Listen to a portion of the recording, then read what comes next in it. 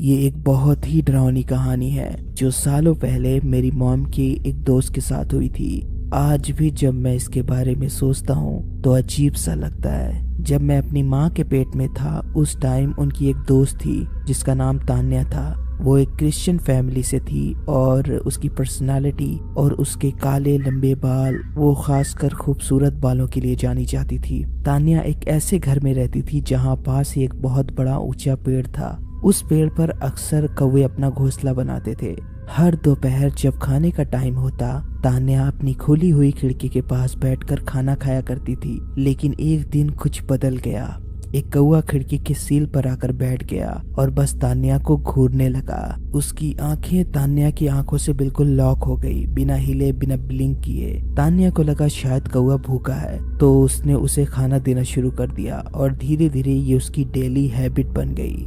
शुरू में सब नॉर्मल लगा लेकिन एक शाम चीजें अजीब होने लगी। उस दिन तान्या ने नहाया हुआ था।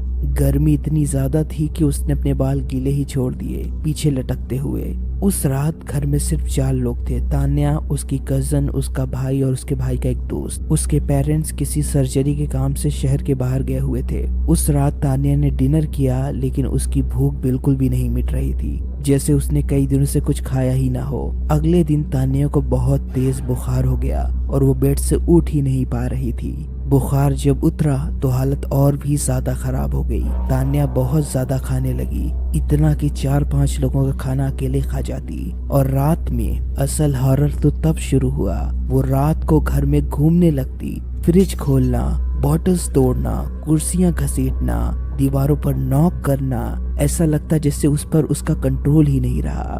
डॉक्टर्स ने इसे स्लीप वॉकिंग कहा लेकिन फैमिली जानती थी कि ये कुछ और था। एक दिन मेरी मॉम उससे मिलने गई और जो उन्होंने देखा वो उनके दिमाग में हमेशा के लिए छप गया।